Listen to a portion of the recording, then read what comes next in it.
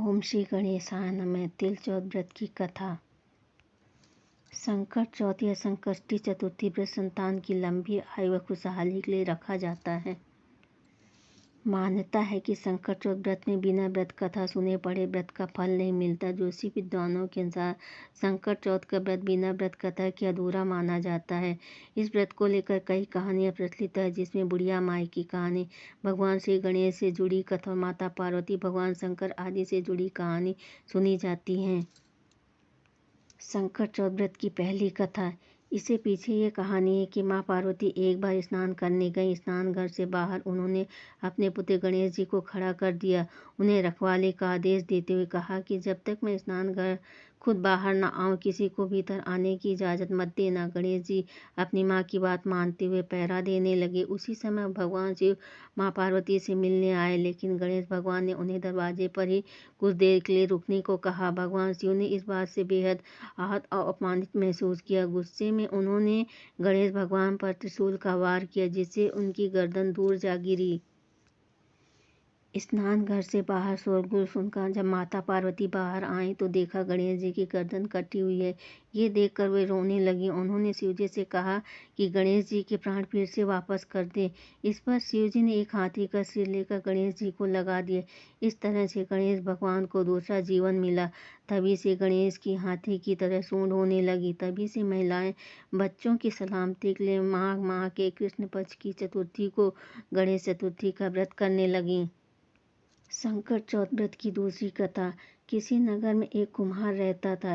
एक बार जब उसे बर्तन बनाकर आंवला लगाया तो आंवला नहीं पका। परेशान होकर वह राजा के पास गया और बोला कि महाराज, ना जाने क्या कारण है कि आंवला नहीं पक रहा है। राजा ने राज पंडित को बुलाकर कारण पूछा। राज पंडित ने कहा, हर बार आंवला लगाते समय एक बच्चे की बलि देने से आंवला पक जाएगा। राजा का आदेश हो गया। बलि आरंभ हुई। जिस परिवार की बारी होती वह अपने बच्चों में से एक बच्चा बलि के लिए भेज देता था। इस तरह कुछ दिनों बाद एक बुढ़िया के लड़के की बारी आई। बुढ़िया के एक ही बेटा था। दुखी बुढ़िया सोचने लगी, मेरा एक ही बेटा है, वह भी संकट के दिन मुझसे जुदा हो जाएगा। तभी उसको एक उपाय सूझा। उसने लड़के को संकट की सुपारी तथा दूब का बीड़ा देकर कहा, भगवान का नाम लेकर आंवला में बैठ जाना, संकट माता तेरी रक्षा करेगी। संकट के दिन बालक आंवला में बिठा दिया गया। बुढ़िया संकट माता के सामने बैठकर पूजा प्रार्थना करने लगी। पहले तो आंवला पकने में कई दिन लग जाते थे, पर इस बार संकट माता की कृपा से एक ही रात में आंवला पक गया। समेरे कुमार ने देखा तो हैरान रह गया। आंवला पक गया था। बुढ़िया का बेटा जीवित व सुरक्षित था। संकट माता की कृपा से नगर के अन्य बालक भी जी उठे। यह देखकर नगरवासियों ने माता संकट की महिमा स्वीकार कर ली। तब से आज तक संकट माता की पूजा और व्रत का विधान चला आ रहा है। संकट चौथ व्रत की तीसरी कथा। एक बुढ़िया थी, बहुत ही गरीब और दृष्टिहीन थी। उसके एक बेटा और बहू थे। वह बुढ़िया सदैव गणेश जी की पूजा किया करती थी। एक दिन गणेश जी प्रकट होकर उस बुढ़िया से बोले, बुढ़िया माँ, तू जो चाहे वह मांग ले। बुढ़िया बोली, मुझसे तो मांगना नहीं आता, कैसे और क्या मांगूं। तब गणेश जी बोले, अपनी बहू बेटे से पूछ कर मांग ले। तब बुढ़िया ने अपने बेटे से कहा, गणेश जी कहते हैं तू कुछ मांग ले, मैं क्या मांगूं। पुत्र ने कहा, माँ तू धन मांग ले। बहू से पूछा तो बहू ने कहा, नाती मांग ले। तब बुढ़िया ने सोचा कि ये सब अपने अपने मतलब की बात कह रहे हैं। अतः उस बुढ़िया ने पड़ोसियों से पूछा तो उन्होंने कहा, बुढ़िया तू थोड़े ही दिन जी जाएगी,